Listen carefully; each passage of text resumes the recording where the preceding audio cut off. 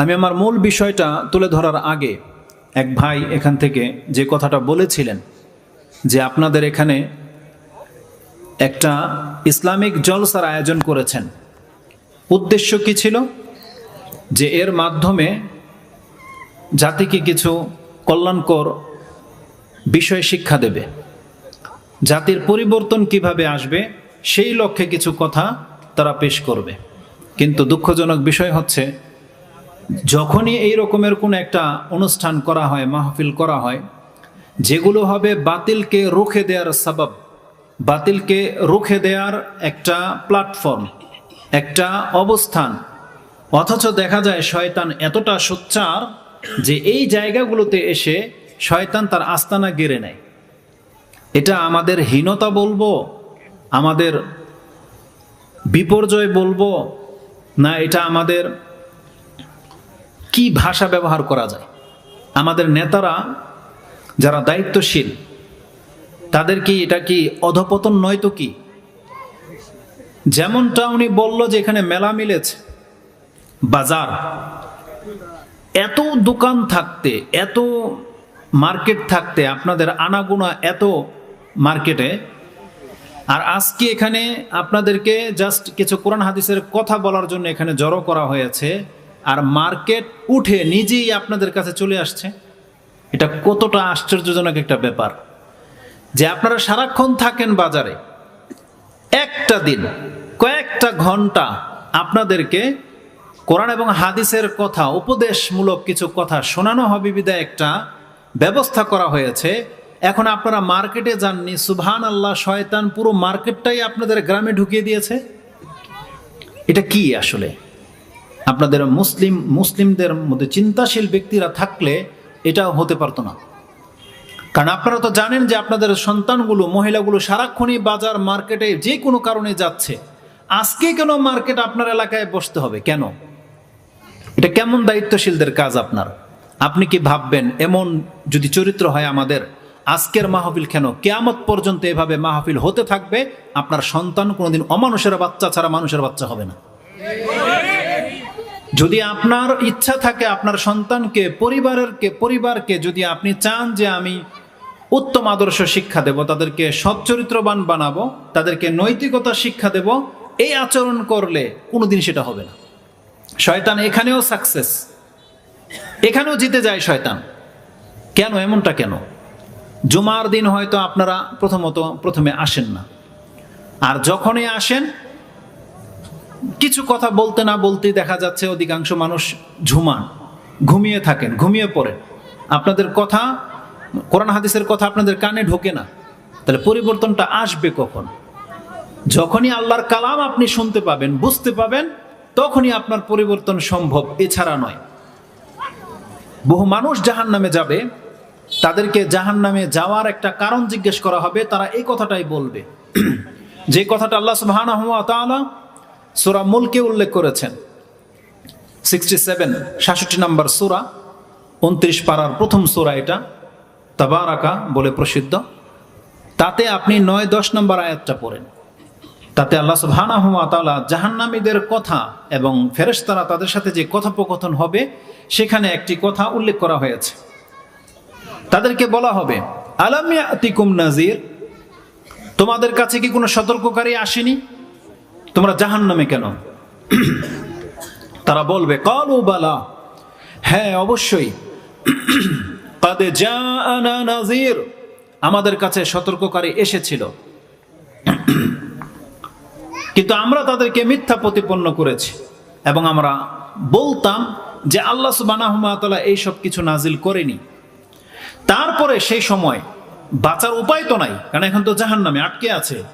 এখন সে আক্ষেপ করে বলবে, ওয়াকালু লাউ কুন্না নাসমাউ আও নাকিলু মা কুন্না ফি আসহাবিস সাইর, যদি আমরা ওই সময় পৃথিবীতে কথা যদি শুনতাম আর যদি বুঝতাম, তাহলে আজকে আমরা জাহান্নামী হই না। তার মানে বোঝা যাচ্ছে যারাই কোরআন হাদিসের কথা শুনবে এবং বুঝবে, তার মানে সে মেনে চলবে, আর যার ফলে নাজাত রয়েছে। আর অধিকাংশ মানুষ যেহেতু কথাই শোনে না, ও বুঝতে পারে না যে কোন দিকে তাকে ডাকা হচ্ছে, কোন দিকে তার কল্যাণ রয়েছে, সে বুঝে না। এই জন্য তাদের জুমলাটা হবে এমন, ওয়াকালু লাউ কুন্না নাসমাউ আও নাকিলু, যদি আমরা শুনতাম কথা আর যদি বুঝতাম, মা কুন্না ফি আসহাবিস সাইর, তাহলে আজকে আমরা এই জাহান্নামী হই না। আর শয়তান কিন্তু এখানে ইন্টারফেয়ার করেছে। কি করেছে? শয়তান বলছে যে, শয়তান তো আল্লাহর সাথে চ্যালেঞ্জ করেছে, আল্লাহ সুবহানাহু ওয়া তাআলার সাথে ওয়াদাবদ্ধ। শয়তান কি বলেছিল? শয়তান বলেছিল, ক্বালা ফাবিমা আগওয়াইতানি লাআকুদান্না লাহুম সিরাতাকাল মুস্তাকিম। এটা আরাফে রয়েছে যে যেহেতু আপনি আমাকে গোমরাহ করেছেন, পথভ্রষ্টর মধ্যে অন্তর্ভুক্ত করে দিয়েছেন, আমি কিন্তু আপনার বান্দাদেরকে ছাড়ব না। আমি তাদের আপনার পথের যে সিরাতুল মুস্তাকিম আছে, আমি কিন্তু সেখানে উৎপেতে বসে থাকব, এবং আমি তাদের সামনের দিক থেকে, পেছন দিক থেকে, ডান দিক থেকে, বাঁ দিক থেকে আসব, এবং আপনি অধিকাংশদেরকে সঠিক পথের উপরে পাবেন না। এটা ওয়াদা করেছিল।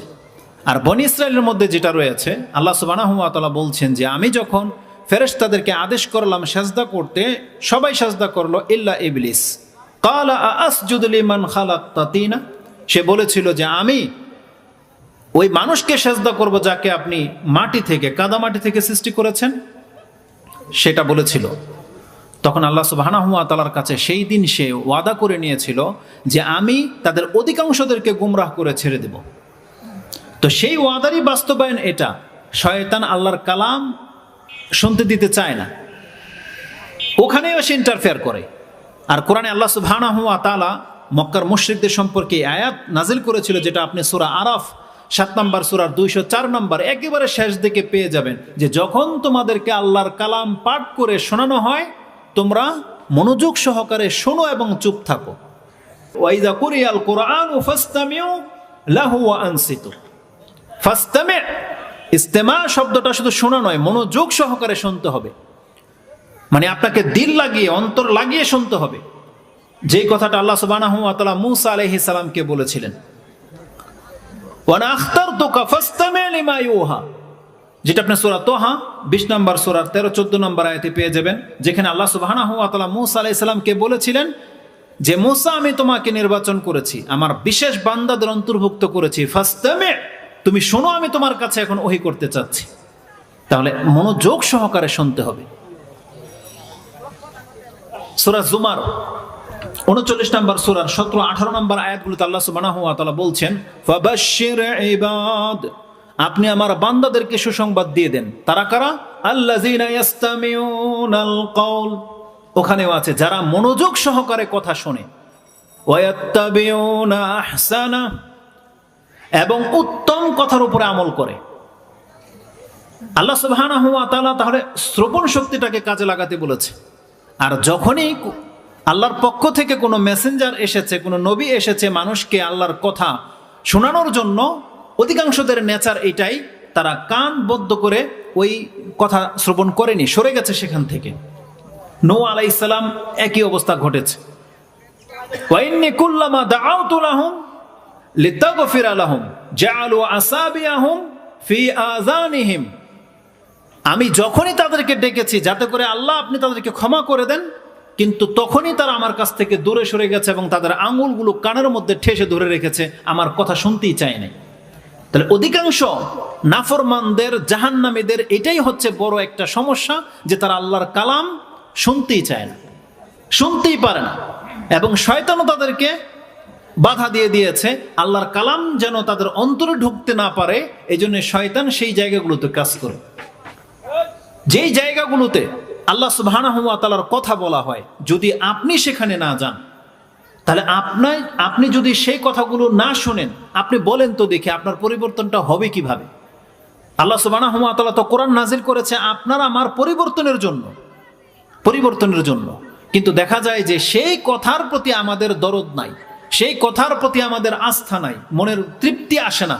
কিন্তু আপনাকে যদি কিচ্ছা কাহিনী আর যত গজল শোনানো যেত, নাচ গান রংঢং শোনানো যেত, আপনার অন্তর সেগুলো শুনতে চায়, আপনার কান সেগুলোর জন্য সজাগ থাকে, সেগুলোর জন্য আপনি খুব অ্যাক্টিভ। কিন্তু কোরআন সুন্নাহর দিকে যখন আপনাকে ডাকা হবে, সেই জন্য ব্যবস্থা করা হয়েছে। আর শয়তান আপনাদের সন্তানদেরকে দিয়ে সেখানে মেলা মিলিয়ে দিয়েছে, যেখানে পুরুষ এবং মহিলাদের আনাগোনা সবচেয়ে বেশি। আমি যদি হলপ করে বলি এটা ভুল হবে না, আপনারা যতগুলো মানুষ এখানে এই মুহূর্তে বসা, তার চাইতে কম হবে না, সেখানে বরং বেশি লোক হবে। কেন? এখানে মহিলাদের ওখানে একটু চিল্লাপাল্লা হচ্ছে তো একটু জি। আলাদা হচ্ছে। এখানে যতগুলো বাবা আছেন না, আপনার নাজাত হবে না যদি আপনার সন্তানকে ওখান থেকে এনে যদি এখানে বসাতে না পারে। আপনার এখানে বসে থাকার কোনো কাজ নাই, আপনি উঠে যেতে পারেন এখান থেকে, এটা আমি বলছি আপনাকে। আপনার সন্তান যদি আলফাল কাজে লিপ্ত আর আপনি যদি সেজদায় পড়ে থাকেন, আপনি নাজাত পাবেন না। কারণ এটা আপনার দায়িত্ব আপনার সন্তানকে এই সমস্ত কাজ থেকে হেফাজত করা। আপনি যদি এখানে নেকির আশায় বসে থাকেন, তাহলে আপনার সন্তানটাকে পাপ করার জন্য ছেড়ে কেন দিলেন? ওকে তো এখানে নিয়ে এসে বসতে হইতো, অথবা ওকে ঘরে বসতে বলেন। আপনার নেকি দিয়ে ও নাজাত পাবে না, কিন্তু ওর পাপের কারণে আপনি ডুবে যেতে পারেন। এমন অনেক পিতার সাথে ঘটবে, কারণ এটা একটা দায়িত্ব। কারণ আল্লাহ সুবহানাহু ওয়া তাআলা বলছেন প্রত্যেক ব্যক্তি দায়িত্বশীল, আর প্রত্যেক ব্যক্তিকে তার দায়িত্ব সম্পর্কে জিজ্ঞাসা করা হবে।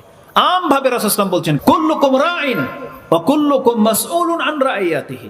রাসূল সাল্লাল্লাহু আলাইহি বলছেন তোমরা প্রত্যেকে দায়িত্বশীল, আর তোমাদের প্রত্যেকের দায়িত্ব সম্পর্কে কালকে জিজ্ঞেস করা হবে।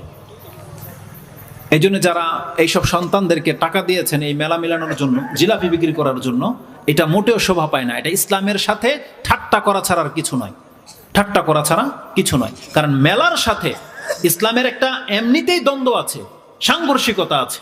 আপনি তো সেই হাদিস শুনেছেন, আবগাদু বিলাদি ইলাল্লাহি আসওয়াকুহা। আল্লাহর কাছে সব থেকে নিন্দ বা গজবের জায়গা, রাগান্বিত জায়গা হচ্ছে যেখানে বাজার মিলে, সেখানে। তাহলে এটা আপনারা শুনেন, কিন্তু এই হাদিস শোনানো হয়েছে, কিন্তু আপনারা সেগুলোর বিপক্ষেই অবস্থান গ্রহণ করেন। এই যে লোকগুলো কে কথা বলতেছে, এই যে লোকগুলো কে? হ্যাঁ, তাদের কানে কি কথা যায় না? তারপরে মহিলাদের এখানে শুনতে পেলাম যে মহিলাদের এখানে অনেক বেশি চিল্লাপাল্লা হচ্ছে। আমাদের দেখেন, আমাদেরকে যে কোনো মজলিসে ডাকবেন, আমরা যেভাবে কোরআন হাদিস শিখি আমরা ওইভাবে কথা বলবো। এখানে আমাদের কোনো সুর সার চলবে না, এখানে আমরা কোনো কিচ্ছা কাহিনী বলবো না। আমি তো এখানে বসা, যদি 1 ঘন্টা আমি বসা থাকি, আমি হয় আপনাকে কোরআন থেকে একটা আয়াত শোনাবো, না হয় রাসূল সাল্লাল্লাহু আলাইহি ওয়াসাল্লামের হাদিসের কিতাব থেকে কোনো একটা হাদিস। আমি এছাড়া আর কিছু জানিও না। আমি এক্সাম্পলও যদি দেই, সেটা আমি হাদিস দিয়ে দেবো, আমার বানানো কোনো কিচ্ছা কাহিনী দিয়ে আমি ভুলেও আমার এক্সাম্পল স্বরূপ আমি আপনাকে কোনো ঘটনা বলবো না, কিচ্ছা বলবো না। আমার যদি ক্ষমতা থাকে তাহলে আমি হাদিস থেকে আপনাকে দেখাবো। এই জন্য আমাদের ওয়াজগুলোতে, আমাদের বৈঠকে যারা বসবেন, তারা কিছু শিখার জন্য বসবেন, কিছু নেয়ার জন্য বসবেন, রং তামসার জন্য নয়, সময় কাটানোর জন্য নয়, পাস করার জন্য নয়। কারণ এই প্রত্যেকটা মুহূর্ত কিন্তু আপনার জন্য অনেক মূল্যবান।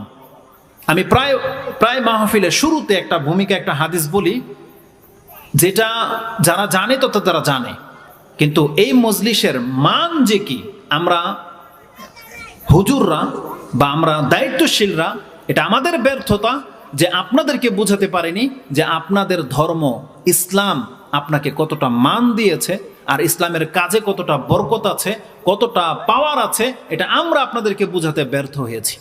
যেটা সক্ষম ছিল রাসূলুল্লাহ সাল্লাল্লাহু আলাইহি ওয়াসাল্লাম, তাই তিনি এমন একটা টিম, এমন একটা জামাত তৈরি করে গেছেন যেটা আমরা পারি না, আমাদের এরকম অনুসারী পাচ্ছি না, এটা আমাদের ব্যর্থতা। কিন্তু রাসূলুল্লাহ সাল্লাল্লাহু আলাইহি ওয়াসাল্লাম তিনি সাহাবা একরামরা এটা বুঝিয়ে দিতে পেরেছিলেন যে ইসলাম এটা কত মর্যাদার একটা জিনিস। ইসলামের প্রত্যেকটা ছোট ছোট বিষয় মানুষের মর্যাদাকে এত উঁচুতে নিয়ে যেতে পারে, এটা পৃথিবীর অন্য কোনো কিছুতে সে পাবে না। যেমন এই মজলিস, ছোট্ট একটা মজলিস, কিছু টাকা খরচ হয়েছে প্যান্ডেল করতে, লাইটিং হয়েছে, নিচে আপনাদেরকে একটু বসার ব্যবস্থা করে দিয়েছে, এত শান শৌকত নাই, 1 গ্লাস পানিও আপনাকে দেওয়া হবে না, এখানে ভালো মাপের ব্যবস্থা করে দেওয়া হয় নাই। কিন্তু এই মজলিস, এই প্যান্ডেলের ভিতরে যতটুকু জায়গা ঘেরা আছে, আপনাদের মর্যাদার, ওই যে প্যান্ডেলের বাইরে যারা বসা আছে, যদিও সে হয়তো শুনতেছে কথা, কিন্তু আপনাদের মর্যাদায় এরা পৌঁছতে পারবে না, আর যারা শুনছে না তাদের তো প্রশ্নই ওঠে না। এই ভিতরে যারা, যেখানে মজলিস হয়, মজলিসের ভিতরে যারা থাকে, তাদের মর্যাদাটা কি, সেটা দিয়ে আমি আমার আজকের বক্তব্য শুরু করব। সাহাবা একরাম এবং আমাদের চরিত্রের মধ্যে পার্থক্য হলো, তাদেরকে যদি কোনো কিছুর মধ্যে জান্নাতের সুসংবাদ দিয়ে দেওয়া হতো, তাহলে ওটাকে পাওয়ার জন্য সে তার জীবন পর্যন্ত দিয়ে দিতে প্রস্তুত ছিল। মানে এমন যদি বলা হয়ে থাকে যে এখানে আসলে, এখানে বসলে, এই কাজটা করলে তুমি জান্নাত পেয়ে যাবে, আপনি বহু সাহাবীর নাম পাবেন যে তারা সেখানে উপস্থিত, সাথে সাথে সাড়া দিয়ে দিয়েছে। কিন্তু আমাদেরকে যদি জান্নাতের কথা বলা হয় না, মনে হচ্ছে যে আপনার সাথে তামসা করা হচ্ছে, মানে মনে হচ্ছে যে আপনাকে একটা কি যেন শোনানো হইল, যেটা আপনি অলরেডি পেয়ে গেছেন, এমন একটা ভাব। মনে হচ্ছে জান্নাত ঠিকাদারি আল্লাহ সুবহানাহু ওয়া তাআলা নিয়েছিল, ওটা আপনাকে দিয়েই দিয়েছে, এমন একটা ভাব। কিন্তু সাহাবা একরামরা যখনই কোনো কাজের মধ্যে জান্নাতের সুসংবাদ পেয়ে যেতেন, তারা নিজের জীবন দিতেও দ্বিধা করতেন না, জীবন দিয়ে হলেও সেই কাজটা করার চেষ্টা করতেন, কারণ তাদের মূল টার্গেট ছিল জান্নাত। তারা পরকালকে প্রিফার করেছে, পরকালকে প্রাধান্য দিয়েছে, তারা দুনিয়ার জীবনটাকে প্রাধান্য দেয়নি। কিন্তু আমরা আল্লাহ সুবহানাহু ওয়া তাআলার ওই একই বান্দা, যে আমরাও দাবি করে যে আমরা ঈমান এনেছি আল্লাহর প্রতি, কিন্তু আকাশ পাতাল ব্যবধান ওই ঈমানদারদের সাথে আমাদের। পূর্বে যারা সালাফ অতীত হয়ে গেছে, সে সাহাবা একরামদের সাথে আমাদের আকাশ পাতাল ব্যবধান। কিন্তু আমরাও দাবি করি আমরা মুসলিম, আমরাও দাবি করি আমরা জান্নাতি, অথচ তাদের জীবন যেমন ভাবে কেটেছে তার ধারে প্রান্ত পর্যন্ত আমরা নাই।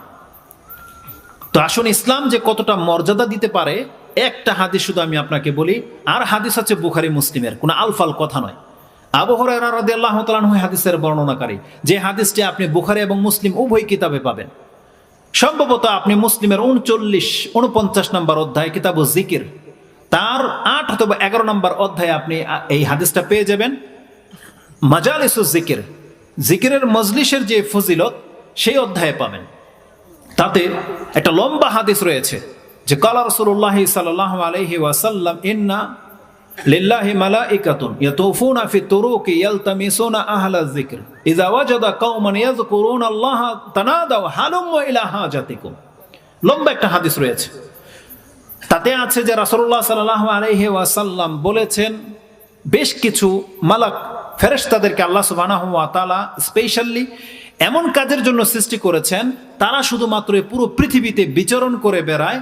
ইয়ালতামিসুনা আহলা যিকর, তারা শুধু খুঁজে বেড়ায় যে কোথায় আল্লাহ সুবহানাহু ওয়া তাআলাকে স্মরণ করা হচ্ছে, এমন মজলিস কোথায় আছে যেখানে তারা আল্লাহ সুবহানাহু ওয়া তাআলার পবিত্রতা ঘোষণা করবে, আল্লাহর বরত্ব প্রকাশ করবে, যেখানে আল্লাহর তাসবিহ পাঠ করা হবে, যেখানে আল্লাহর কাছে জান্নাত চাওয়া হবে, যেখানে আল্লাহর কাছে জাহান্নাম থেকে মুক্তি তলব করা হবে। এই ধরনের মজলিসগুলো খুঁজে ইযা ওয়াজাদাত, যখন তারা পেয়ে যায়, তানাদাউ হালুম্মা ইলা হাজাতিকুম, আশেপাশের সমস্ত ফেরেশতাদেরকে ডেকে পাঠায় এবং তারা বলে যে আসো, আমরা যেটা খুঁজছি সেই মজলিস পেয়ে গেছি। রাসূল সাল্লাল্লাহু আলাইহি ওয়াসাল্লাম বলছেন, ওয়া হুফুনাহুম বিআজনিহাতিহিম ইলা সামাঈদ দুনিয়া, সমস্ত ফেরেশতারা তাদেরকে ঢেকে নেয়, তাদের পালক দিয়ে ঢেকে নেয়, এমন এই ঘেরটা চলে যায় একেবারে প্রথম আকাশ পর্যন্ত। তারপরে আল্লাহ সুবহানাহু ওয়া তাআলা ওই দায়িত্বশীল ফেরেশতাকে জিজ্ঞেস করে, আমার বান্দাকে, আমার বান্দাদেরকে তোমরা কি অবস্থায় ছেড়ে এসেছো? তখন তারা আল্লাহর কাছে জবাব দেয় যে তারা আপনার পবিত্রতা ঘোষণা করতেছে, তারা আপনার বরত্ব প্রকাশ করতেছে, তারা আপনার কাছে জান্নাত চায়, জাহান্নাম থেকে মুক্তি চায়। তখন আল্লাহ সুবহানাহু ওয়া তাআলা রিপিট তাকে জিজ্ঞেস করে, তারা কি আমাকে দেখেছে? বলছে না, আপনাকে দেখেনি। তারা কি আমার জান্নাত দেখে নিয়েছে? বলছে না, দেখেনি। জাহান্নামের শাস্তিকে দেখে নিয়েছে? দেখেনি। বলছেন যদি দেখেনি তো আজকে আপনারা দেখি নাই, আমরা কেউ দেখি নাই, আল্লাহ কেউ দেখি নাই, জান্নাতও দেখি নাই, জাহান্নামের শাস্তি কি জিনিস এটা আমরা বুঝি না, দেখি নাই। কিন্তু এখানে বসার অর্থ কি, কেন এসেছে এখানে, এটা হচ্ছে বিষয়। আল্লাহ সুবহানাহু ওয়া তাআলা যখন দেখতে পায় যে আমার বান্দারা আমাকে না দেখে, জান্নাত না দেখে, শুধুমাত্র সংবাদের ভিত্তিতে এতটা আগ্রহ তাদের, শুধু এইটা আল্লাহ সুবহানাহু ওয়া তাআলা ফেরেশতাদেরকে বুঝাতে চাচ্ছে যে এরা আমার কেমন বান্দা। তারা চাইলে এখন মার্কেটে থাকতে পারে, চাইলে এখন কোনো পাপের কাজে লিপ্ত থাকতে পারে, কিন্তু তারা আমাকে না দেখো আমার বন্দিগিতে লিপ্ত, এবং তারা আমার কাছে জান্নাত চায়। রেজাল্টটা কি, যেটা আমি আপনাকে বোঝানোর জন্য এতগুলো কথা বললাম। তখন আল্লাহ সুবহানাহু ওয়া তাআলা সেই ফেরেশতাদেরকে সাক্ষী রেখে বলে, উশহিদুকুম আন্নী কাদ গাফারতু লাহুম। আল্লাহ সুবহানাহু ওয়া তাআলা ওই ফেরেশতাদেরকে বলে, মালাকদেরকে বলে, তোমরা সাক্ষী থাকো, আমি এক্ষণ তাদের প্রত্যেকটাকে ক্ষমা করে দিলাম। আল্লাহ শুধু বলে না যে আমি ক্ষমা করে দেব, আল্লাহ বলেছেন উশহিদুকুম আন্নী কাদ গাফারতু লাহুম, আমি এক্ষণ তাদেরকে ক্ষমা করে দিলাম। এটা হচ্ছে আল্লাহ সুবহানাহু ওয়া তাআলা। ওয়া আতাইতুহুম মা সাআলু, তিনটা এত চমৎকার কথা রয়েছে হাদিসে, যে তারা আমার কাছে যা চাচ্ছে আমি এক্ষণ তাদেরকে তা দিয়ে দিলাম। ও আজারতুহুম মিম্মাস্তাজারু, আর তারা আমার কাছে যেই জিনিস থেকে পানাহা চাচ্ছে, আশ্রয় চাচ্ছে, আমি আল্লাহ সেই জিনিস থেকে তাকে মুক্ত করে দিলাম। এই কথাগুলো যখন বলে ফেরেশতারা আশ্চর্য হয়ে যায় যে সামান্য একটু কাজ, এত বড় বড় পাপীগুলো এখানে এসে বসেছে। সামান্য একটু কাজ যে কোরআনের আয়াত পেশ করা হবে, হাদিস পেশ করা হবে, বা আল্লাহ সুবহানাহু ওয়া তাআলার কথাগুলো নিয়ে কিছু উপদেশমূলক আলোচনা হবে, এই এতটুকু কাজ, আর সময় মাত্র 1 থেকে 2 ঘন্টা। তাতেই তারা তাদের অতীতের পাপ মাফ হয়ে যাবে, তারা জান্নাত পেয়ে যাবে, জাহান্নাম থেকে মুক্ত হয়ে গেল। সুবহানাল্লাহ। একজন ফেরেশতা, ওয়াকালাল মালাক মিনাল মালাইকাতি, একজন ফেরেশতা ওই ফেরেশতাগুলোর মধ্য থেকে বলে, রব্বি ফিহিম ফুলানুন আবদুন খাত্তাউন। একজন ফেরেশতা আমাদের মধ্যে যে সবচেয়ে বড় পাপী, ওকে দেখিয়ে দিয়ে আল্লাহকে বলে, আল্লাহ ওই যে বান্দাটা এখানে বসা আছে এই মজলিসে, এ তো চরম পাপী, আবদুন খাত্তা। আরেকজন ফেরেশতা বলে, ইন্নামা মাররা ফাজালাসা মাহুম লাইসা মিনহুম, এই ব্যক্তি তাদের অন্তর্ভুক্ত নয় যারা আজকে দূর দূর থেকে শুধু এই খেয়ালে এসেছেন যে আজকে আমি কোরআন হাদিসের কথা শুনবো, এই জন্য এসেছেন। আর বেশ কিছু মানুষ এসেছে শুধু তার সঙ্গী হয়ে, তার সাথে দেখা করার জন্য আসছে। এখন যতক্ষণ পর্যন্ত আপনি এখানে বসা বা আপনি আসতেছেন না, ততক্ষণ পর্যন্ত এখানে বসে থাকবে, এই জন্য এসেছে। কেউ আছে রাস্তা দিয়ে যাচ্ছে, ইন্নামা মাররা ফাজালাসা মাহুম, রাস্তা দিয়ে যাচ্ছে, তো ঠিক আছে কথাবার্তা বলছে, শুনি কি বলে, বসে গেছে। এই রকমের লোকও আছে। কিন্তু আল্লাহ সুবহানাহু ওয়া তাআলা তো পুরো মজলিসকে কেন্দ্র করে বলে দিয়েছে যে আমি তাদেরকে ক্ষমা করে দিলাম, সবাইকে ক্ষমা করে দিলেন। তখন ওই ফেরেশতা স্মরণ করিয়ে দেয়, ওই ব্যক্তিটা তো পাপী, ওই ব্যক্তি তো শোনার জন্য আসেনি, আল্লাহ এমনি বসে গেছে। সুবহানাল্লাহ। আল্লাহ যখন কোনো কথা বলে, আল্লাহ সুবহানাহু ওয়া তাআলা তো অতীত ভবিষ্যৎ সবকে সামনে রেখে কথা বলে। আল্লাহ সুবহানাহু ওয়া তাআলা, আচ্ছা বলেন তো দেখি, যেই ফেরেশতা আপনাকে আমাকে চিনে আমি কত বড় পাপী, এটা যখন ফেরেশতা জানতে পারলো আর আল্লাহর কাছে যখন বলেছে যে আল্লাহ এই ব্যক্তি তো চরম পাপী, তাহলে যদি ফেরেশতা কাউকে চিনে, আল্লাহ সুবহানাহু ওয়া তাআলা তার সম্পর্কে কি জানে না? তার মানে আল্লাহ সুবহানাহু ওয়া তাআলা আপনার আমার সম্পর্কে ডিটেলস জানে, আগাগোড়া সব জানে, এ টু জেড জানে। জানার পর আল্লাহ সুবহানাহু ওয়া তাআলা বলেছেন, ও শাহিদুকুম আন্নী কাদ গাফারতু লাহুম, আমি এদের প্রত্যেককে ক্ষমা করে দিলাম। জবাবটা কি দেয় আল্লাহ সুবহানাহু ওয়া তাআলা জানেন? এই যে ফেরেশতা যে বলে যে আপনি ক্ষমা করে দিলেন সবাইকে, ওই পাপীটাকেও, আল্লাহ সুবহানাহু ওয়া তাআলার এই জবাবটা আমাদের জন্য এত চমৎকার একটা জবাব। এই মজলিস এত দামি একটা মজলিস, আল্লাহ বলছেন হুম জুলাসাউ, এরা যারা এখানে বসে এরা এমন ব্যক্তি, হুম জুলাসাউ লা ইয়াশকা বিহিম জালিসুহুম, এদের সাথে যে কোনো ব্যক্তি বসে যাবে, কোনো একজনকেও হতভাগা করা হবে না, প্রত্যেককে ক্ষমা করে দেওয়া হবে। এটা ছিল আমার বলার উদ্দেশ্য। এই জুমলাটা ইমাম মুসলিম এবং ইমাম বুখারী তারা উভয় তাদের কিতাবে কোট করেছেন। হুম জুলাসাউ লা ইয়াশকা বিহিম জালিসুহুম, তাদের কোনো একজনকেও আমি আজকে হতভাগা বানাবো না। আল্লাহ শুধু এতটাই বলেন যে জাহান্নামী করবো না বা শাস্তি, আল্লাহ বলছেন ইয়াশকা বিহিম, আমি তাদের কাউকে হতভাগা বানাবো না। আর আল্লাহ সুবহানাহু ওয়া তাআলা এটা এমন একটা জুমলা বলেছেন, আল্লাহ বলেছেন এই শব্দের লোকেরা ছাড়া কেউ জাহান্নামে যাবে না। এই ইয়াশকা যারা শাকু, এরা ছাড়া কেউ জাহান্নামে যাবে না। কারণ আল্লাহর দয়া এত বেশি, এত ভাবে আল্লাহ তার মুমিন বান্দাদেরকে ক্ষমা করে, এগুলো পার করে ডিঙ্গিয়ে কেবলমাত্র একেবারে নিতান্ত হতভাগা ব্যক্তি ছাড়া কেউ জাহান্নামে যেতে পারে না। কারণ আল্লাহ তো আপনাকে পরতে ফিল্টারিং করার ব্যবস্থা রেখেছে। আর আপনি কত বড় পাপী, অথচ দেখেন আপনি উজু করতেছেন, আপনার গুনাহ ঝরে যাচ্ছে। আপনি 5 ওয়াক্ত সালাত পড়ছেন, আপনার প্রত্যেকটা গ্যাপের মাঝে যে পাপগুলো আছে 5 ওয়াক্ত নামাজের মাধ্যমে আল্লাহ আপনাকে ফিল্টার করে দিচ্ছে। রাসূল কি বলেছেন? as-সালাওয়াতুল খামস ওয়াল জুমআতু ইলাল জুমআ ওয়া রামাদানু ইলা রামাদানা মুকাফফিরাতুম মা বাইনাহুন্না ইজাজতুনিবাল কাবায়ের। এটা ইমাম মুসলিম কোট করেছেন। রাসূলুল্লাহ সাল্লাল্লাহু আলাইহি ওয়াসাল্লাম বলেছেন 5 ওয়াক্ত সালাত, 1 থেকে যোহর থেকে আসর, আসর টু মাগরিব, মাগরিব টু এশা, এশা টু ফজর, এই ফরজ সালাতগুলো যদি কোনো ব্যক্তি আদায় করে নেয়, তার মানে যোহর পড়েছে, আসরের আজান হয়ে গেলে সে তো প্রস্তুত নামাজ আদায় করবে, আজান হয়ে গেলে তাকে ক্ষমা করে দেওয়া হয়। তাহলে এটা আল্লাহ সুবহানাহু ওয়া তাআলা আপনাকে ফিল্টারিং করে। আল্লাহ সুবহানাহু ওয়া তাআলা তার মুমিন বান্দাদের গায়ে যদি একটা কাঁটা লেগে যায়, কাঁটা, তাতে তার একটা গুনাহ ঝরে যায়, একটা মর্যাদা বৃদ্ধি পেয়ে যায়। ফামা ফাওকাহা, এই শব্দটা আরো সেনসিটিভ। ইমাম বুখারী এটা কোট করেছেন এবং ইমাম মুসলিমও জিকিরের অধ্যায়ে এনেছেন এবং ইমাম তিরমিজি ইমাম বুখারী রাহিমাহুল্লাহ এটা কিতাব আত-তিব্বের মধ্যে এনেছেন, চিকিৎসার অধ্যায়, যে একজন মুমিন বান্দার গায়ে যদি একটা কাঁটা লাগে, বরং তার চাইতে হালকা যদি খোঁচা লাগে, তাতে তার মর্যাদা বৃদ্ধি পায়, তাতে তার গুনাহ খাতা ঝরে যায়। একটা হাদিস, আমি ওটা নাম্বার বলতে পারবো না, তবে এটাও শুনেছি আপনি আপনার পকেটে দুইটা পকেট থাকে, কোনো এক পকেটে একটা বড় নোট রেখেছেন, 100 টাকা, 500 বা 1000 টাকা রেখেছেন, একটু আগেই রাখলেন মনে হয়।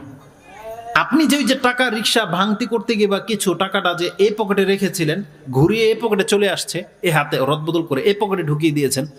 আবার যখন আপনার প্রয়োজন হয়েছে সে টাকাটা খোঁজার জন্য আপনি পকেটে হাত দিয়ে দেখলেন পকেট তো খালি, আপনার মনে নাই যে আপনি এই পকেটে নিয়ে আসছেন। এই যে হঠাৎ করে আপনার পকেটে হাত দিয়ে যখন দেখলেন যে টাকাটা নাই, আপনার একটা পেরেশানি হয়, একটু চিন্তা তো হয় না? কতটুকু চিন্তা! আপনি যদি খুঁজে নাই বা পান, এই পকেটে হাত দিলেন নাই, কিন্তু টেনশন পড়ে যান যে পড়ে গেল কিনা, কতটা চিন্তা হতে পারে। চট করে যে আপনি এই পকেটে হাত দিয়েছেন আর টাকাটা পেয়ে গেলেন, তখন একটু মুখের একটা চেহারার মধ্যে একটা প্রশান্তি আসে, যদি বড় টাকার নোট হয়। আচ্ছা বলেন তো দেখে, এতে কতটুকু কষ্ট হয়েছে আপনার?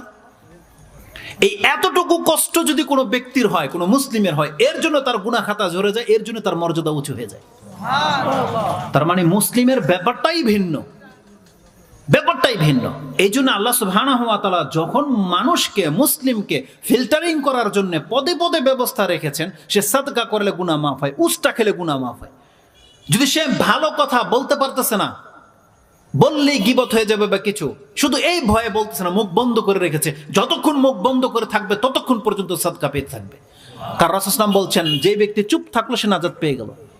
আর এই বর্ণনা স্পষ্ট আছে, মান কানা ইউমিনু বিল্লাহি ওয়াল ইয়াউমিল আখির ফালিয়াকুল খায়র, সেজন্য উত্তম কথা বলে, আও লিয়াসমুত, যদি ভালো কথা বলতে না পারে তাহলে সে চুপ করে যেন বসে থাকে। তার মানে কি বোঝা যাচ্ছে, এর মধ্যে আপনার নেকি রয়েছে। এটা হচ্ছে মুসলিমদের অবস্থা। হাসি মুখে কথা বললে নেকি রয়েছে। আবু যার রাদিয়াল্লাহু তাআলা আনহুকে রাসূলুল্লাহ সাল্লাল্লাহু আলাইহি ওয়াসাল্লাম বলেছেন, এটা তিরমিজিতে আপনি পেয়ে যাবেন, কিতাবুল আদবের মধ্যে রাসূল সাল্লাল্লাহু বলছেন, আবাজার লা তাহকিরান্না মিনাল মারুফি শাই, তুমি সামান্য কিছুকে তুচ্ছ তাচ্ছিল্য করো না, তুচ্ছ ভাববেন না।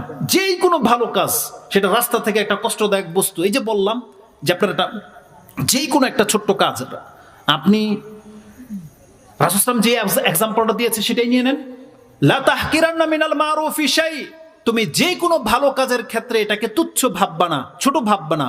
ওয়ালাউ তালকা আখাকা বিওয়াজহিন তালিকিন, যদি সেটা তোমার ভাইয়ের সাথে প্রথম সাক্ষাৎ হয়েছে আর হাসি মুখ নিয়ে তুমি জিজ্ঞেস করেছো, ভাই কেমন আছেন, এই এতটা কথা যদি কোনো মুসলিমের ফেস টু ফেসের সাথে হাসি মুখ নিয়ে সাক্ষাৎ করতে পারে, রাসূল সাল্লাল্লাহু বলছেন এটাকেই তুমি হাকির বা ছোট মনে করো না। তার মানে এটার বিনিময়ে আপনি জান্নাত পেতে পারেন, এটার বিনিময়ে জান্নাত পেতে পারেন। তো ইসলামটা হচ্ছে এত বড় একটা ব্যাপার। তাহলে এই মজলিসে যারা বসে, আল্লাহ বলছেন যে এখানে যারা বসবে তাদের কাউকে আমি হতভাগা বানাবো না। ওই হতভাগা থেকে এতগুলো কথা বলেছি। তার মানে এইভাবে যখন আল্লাহ সুবহানাহু ওয়া তাআলা কোনো মুমিন বান্দাকে ফিল্টারিং করে থাকে, আর রাসূল সাল্লাল্লাহু আলাইহি ওয়াসাল্লাম বলেছেন, কেউ যদি তার পাপের শাস্তি দুনিয়াতে পেয়ে যায়, আল্লাহ তাকে পরকালে শাস্তি দেবে না, মাফ করে দেবে। এটা গেল একটা ফিল্টার। কারো যদি মৃত্যু মুহূর্তে কষ্ট হয়, তাহলে ওই মৃত্যু মুহূর্তের কষ্টের কারণে অনেকে নাজাত পেয়ে যাবে, শাস্তি পাবে না সে। অনেকের কবরের আযাব পেয়ে সে হাসরের মাঠের আযাব থেকে মুক্তি পেয়ে যাবে। আর অনেক মানুষ আছে যারা হাসরের মাঠের কষ্টের কারণে জাহান্নামের আযাব থেকে মুক্তি পেয়ে যাবে। তার মানে এতগুলো ফিল্টার করার পর, আর আল্লাহর দয়া তো আছেই, তারপরেও কেবলমাত্র জাহান্নামে যেতে পারে ওই ব্যক্তি, যেই ব্যক্তি হতভাগা। এটা আমি আপনাকে বোঝাতে চাচ্ছি। রাসূলুল্লাহ সাল্লাল্লাহু আলাইহি ওয়াসাল্লাম থেকে আরেকটা হাদিস কোট করেছেন ইমাম মুসলিম, যেটা আপনি ঈমানের অধ্যায়ে 80, 81, 83, 84 এই অধ্যায়গুলোতে পেয়ে যাবেন। তাতে আছে জিসরে জাহান্নাম, জাহান্নামের উপরের যে পুল, এই পুলের বর্ণনা আছে, এবং সর্বশেষ ব্যক্তি যে জান্নাতে যাবে সে কতটা পাবে, এটা ইমাম মুসলিম তার ঈমানের অধ্যায়ে কোট করেছেন। সেই জায়গায় একটা হাদিস আছে, সর্বশেষ ব্যক্তি, যেই ব্যক্তি হামাগুড়ি দিয়ে জাহান্নাম থেকে উঠে আসবে, রাসূল বলছেন আমি এখন সেই ব্যক্তিটাকে দেখতে পাচ্ছি, যে যেই ব্যক্তিটা সর্বশেষ জাহান্নাম থেকে উঠে আসবে এবং জান্নাতে প্রবেশ করবে, এরপরে আর কোনো দিন জান্নাতের দরজা খোলা হবে না, জাহান্নামের দরজা খোলা হবে না। মানে চিরতর লক করে দেয়া হবে, খুলুদুন ফালা মউত, প্রবেশ করা আর তোমাদের মৃত্যু নাই। ওই দিনকার ঘটনা, সর্বশেষ যেই ব্যক্তি জাহান্নাম থেকে উঠে আসবে, তার চেহারাটা জাহান্নামের দিকে ঘোরা থাকবে, সেই ব্যক্তি আল্লাহর কাছে ডাকবে যে আল্লাহ, তুমি আমার চেহারাটাকে জাহান্নামের আগুন থেকে ঘুরিয়ে দাও, কারণ জাহান্নামের তাপ আমার চেহারাকে জ্বালিয়ে দিচ্ছে।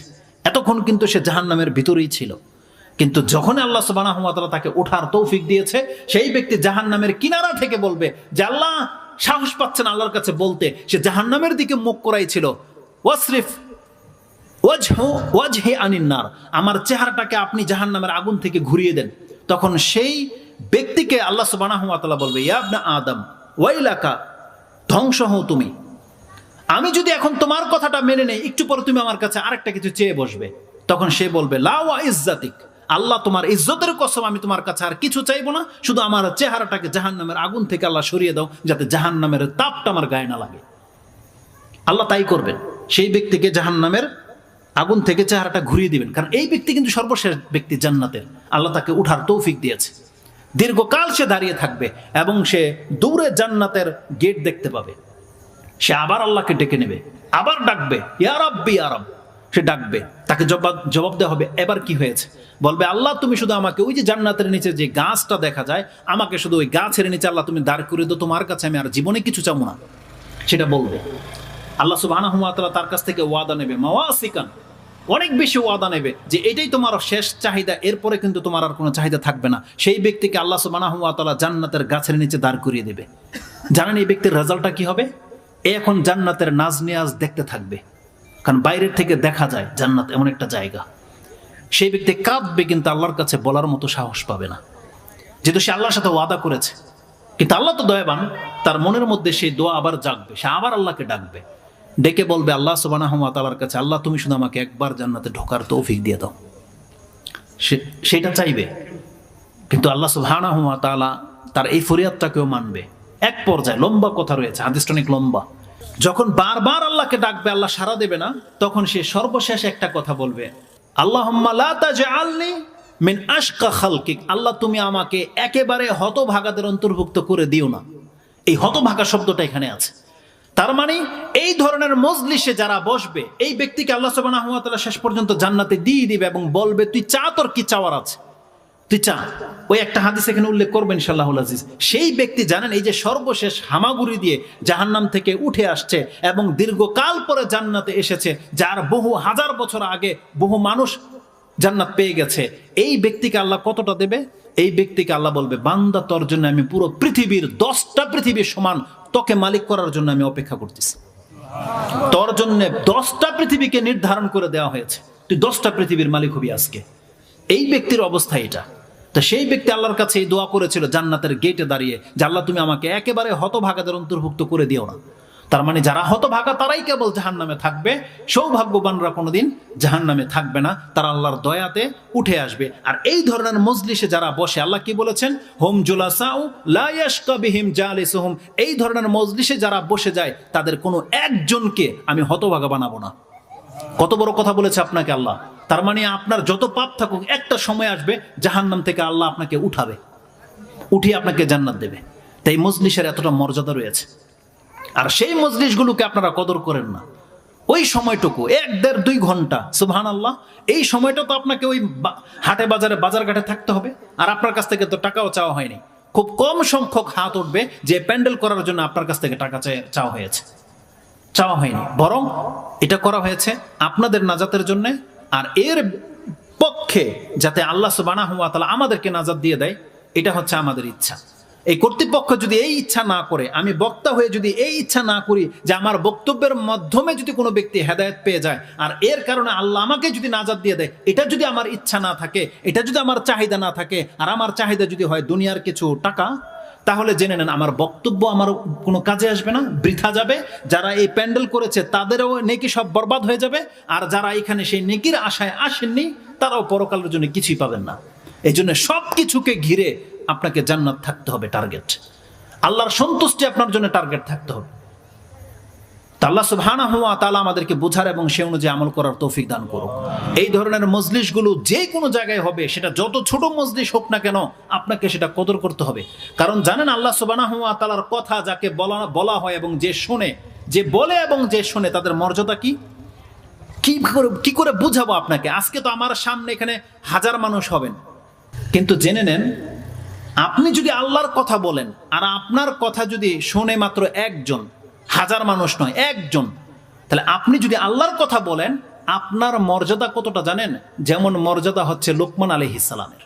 তিনি নবী না হয়েও আল্লাহ তার নামে কোরআনে একটা কোরআনের সূরা রেখে দিয়েছে, তার জিকির আল্লাহ কোরআনে রেখে দিয়েছে। জানেন তার ঘটনাটা কি?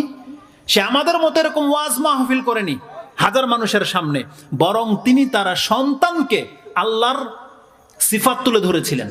তিনি তার সন্তানকে কিছু দামি মূল্যবান উপদেশ দিয়েছিলেন।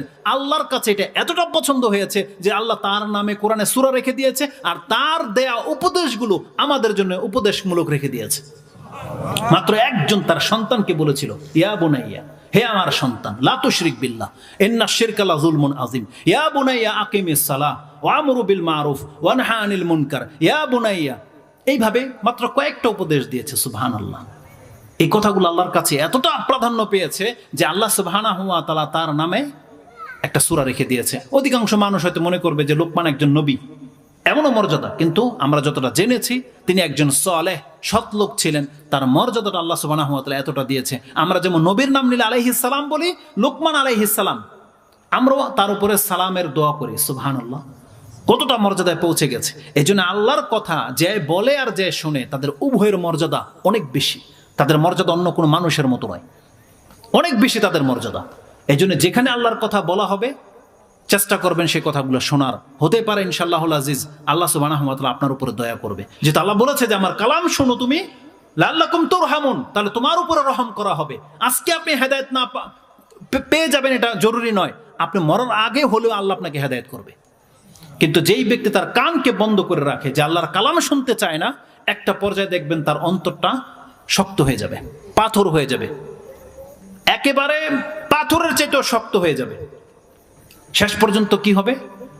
আপনি তওবা বিহীন মরে যাবেন, আল্লাহকে চিনতে পারবেন না, গ্রহণ করতে পারবেন না। লং টাইম যখন কোনো ব্যক্তি কোরআন হাদিস থেকে দূরে থাকে, আল্লাহর উপদেশ শোনে না, তাদের রেজাল্ট যে কি হয়, বর্তমানে আমাদের দেশে যে নেতাগুলো আছে না, তাদের মুখের জবান জুমলা শুনলে আপনি বুঝতে পারবেন যে তাদের অন্তরটা কতটা মরে গেছে। আপনারা চেন না যে আপনাদের এই সমস্ত দুনিয়ার লোভ বা টাকা পয়সার কারণে আপনারাও এরকম নাস্তিকের মতো হয়ে যাবেন, মুসলমানের ঘরের সন্তান হয়ে ইসলামের খেলাফ বলবেন। আপনার আমার সাথে যেটা এমন না হয়, আপনি আল্লাহর কাছে আশ্রয় চান, আপনি বলেন আল্লাহ, নাস্তিক হওয়া থেকে আমি তোমার কাছে আশ্রয় চাচ্ছি। এটা খুব মারাত্মক বিষয়। আল্লাহ সুবহানাহু ওয়া তাআলা এত দয়াবান, একজন ব্যক্তির বস্তা ভরা পাপ থাকলেও, শুধু সে ইসলামের পক্ষে থাকলে, সে যদি মুসলিম হয়ে মরতে পারে, আল্লাহ বলছেন ওর সমস্ত পাপকে আমি মাফ করে দেব। এমন স্পষ্ট হাদিস রয়েছে, ওই হাদিসগুলো আপনারা শুনেছেন। তা আমি আমার মূল বক্তব্যে ফিরে আসি। এটা একটা চমৎকার মেসেজ হবে ইনশাআল্লাহ, আশা করি। সেটা হচ্ছে, আমি আজকে টার্গেট করেছিলাম যে আমি আপনাদের কাছে জান্নাত কামনা নিয়ে কথা বলবো। একটু আগেই বলেছি, অনেকগুলো কথা চলেই আসছে যে ছোট ছোট কাজে জান্নাত পাওয়া যায়, ছোট ছোট কাজে। অথচ আমরা কিন্তু অনেক বড় বড় কাজ করি, অনেক বড় বড় কাজ।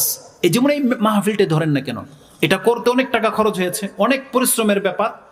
এত বড় কাজ করে যদি কোনো ব্যক্তি জান্নাত না পায়, তাহলে এর কপাল পোড়া ছাড়া আর কিছু না। এই জন্য নিয়ত থাকতে হবে জান্নাতের, এই দুনিয়ার জন্য নয়। নিয়ত যদি জান্নাতের হয়, তাহলে আপনার এই কর্মের ভিত্তিতে আপনি জান্নাত পেতে পারেন। আপনারা যদি এখানে বসে কথা শুনে যদি জান্নাত পান, তাহলে যারা এই ব্যবস্থা করে দিয়েছে তাদেরকে আল্লাহ জান্নাত দেবে না?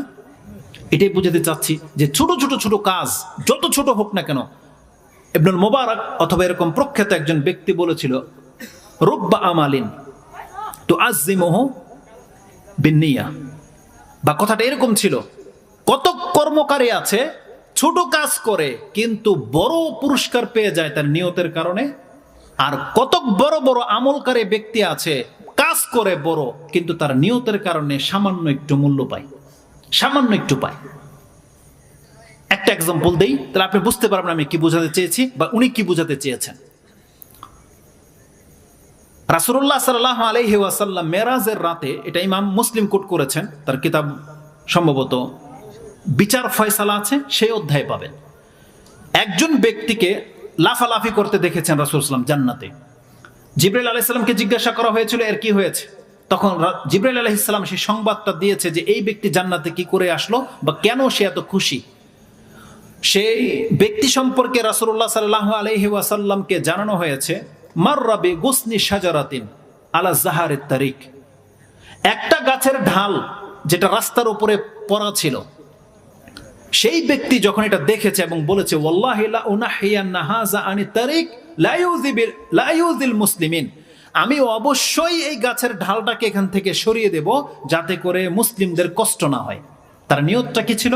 মুসলিমদের যাতে কষ্ট না হয়। সে এতটুকু কাজ করেছে, সে গাছের ঢালটাকে সরিয়ে দিয়েছে, রাস্তার উপরে পড়া ছিল সেটাকে সরিয়ে দিয়েছে। আল্লাহ সুবহানাহু ওয়া তাআলা এই দৃশ্যটা দেখে এই যে সে নিয়ত করেছে যে মুসলিমদের যাতে কষ্ট না হয় সেজন্য গাছের একটা ঢালকে কেটে দিয়েছে, আল্লাহ তাকে এর কারণে জান্নাত দিয়ে দিয়েছে। ফাআদখালাহুল্লাহুল জান্নাহ, আল্লাহ তাকে জান্নাতে প্রবেশ করে দিয়েছে।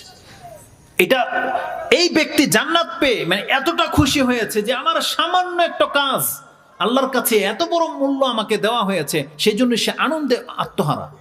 তো ওই তাবি রাহমাহুল্লাহর এই উক্তিটাই ছিল যে কত ছোট ছোট কাজ করা ব্যক্তিরা আছে যে আল্লাহ সুবহানাহু ওয়া তাআলার কাছে এত বড় প্রাইজ পায়, এটা পায় শুধু তার নিয়তের কারণে। ইমাম বুখারী রাহমাহুল্লাহ তিনি তার কিতাবে তো এটাই অধ্যায় কায়েম করেছেন যে একজন ব্যক্তি যদি তার স্ত্রীর মুখে এক লোকমা খাবার তুলে দেয় বা তার স্ত্রীকে কিছু কিনে দেয়, ফায়াহতাসিবুহা, আর সে যদি নেকির ইচ্ছা করে, ফাহুয়া লাহু সাদাকা, তাহলে প্রত্যেকটা টাকা সে যা তার পরিবারের পেছনে, তার সংসারে, তার বাচ্চার পেছনে খরচ করতেছে, প্রত্যেকটা তার সাদাকার নেকিতে লিখে দেওয়া হবে, কোনো মিস যাবে না। কিন্তু শর্ত কি? ইয়াহতাসিবুহা, তাকে নেকির নিয়তে সেটা করতে হবে, সে আল্লাহর কাছে পাবে এই নিয়তে করতে হবে, কারণ নিয়তটা খুব সেন্সিটিভ। যেমন বলেছি যে আমরা অনেক ভালো কাজ করি কিন্তু নিয়তের কারণে নেকি পাবো না, জানেন সেটা কি? আমাদের এমন কোন ব্যক্তি আছে যে পায়ে জুতা পরেন না? কোনো ব্যক্তি আছে এখানে জুতা পরেন না? সবাই তো জুতা পরেন, কিন্তু এখানে অবশ্যই এমন ব্যক্তি আছে যে জুতা পরে নেকি পায়, আর এমনও ব্যক্তি আছে জুতা পরে একটু নেকিও পায় না। বলেন তো কারা তারা? যারা জুতা পরে খেয়াল করে নিয়ত করে পরে, ডান পায়ে পরে, যেটা সুন্নাহ, এই ব্যক্তি নেকি পায়।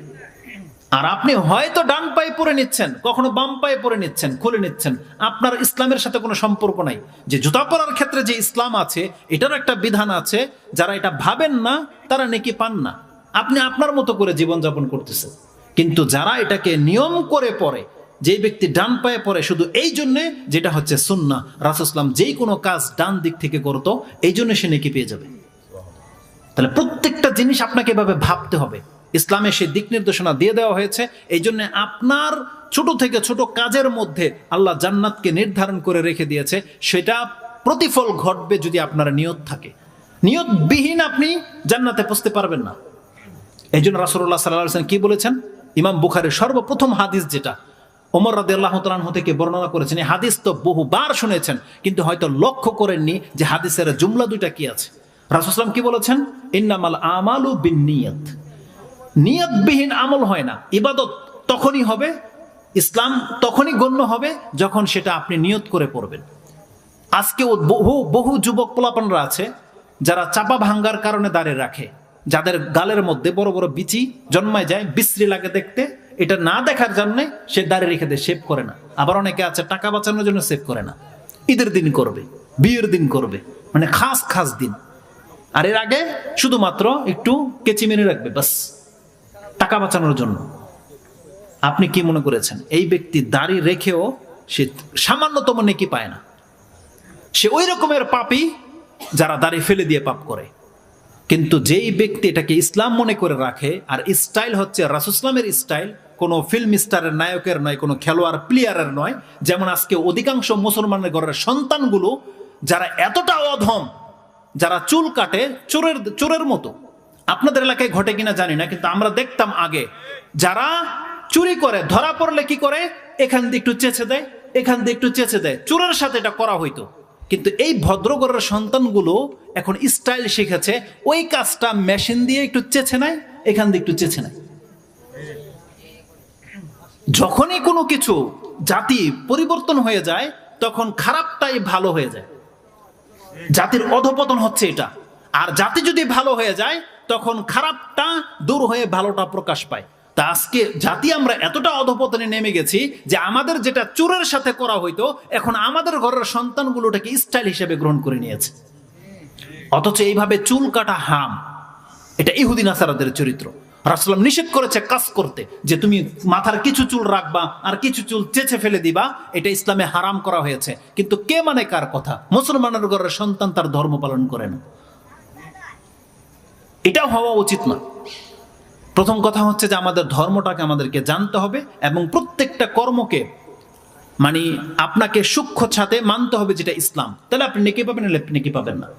তো এবার আসুন আমি আপনাকে দেখাই যে আমাদের যতগুলো বড় বড় কাজ আমরা করতেছি আমাদেরকে উচিত জান্নাতের জন্য করা। যদি আপনার নিয়ত হয় জান্নাতের, আপনি জান্নাত পেয়ে যাবেন। ওই হাদিসের নিয়তের হাদিসটি কি আছে?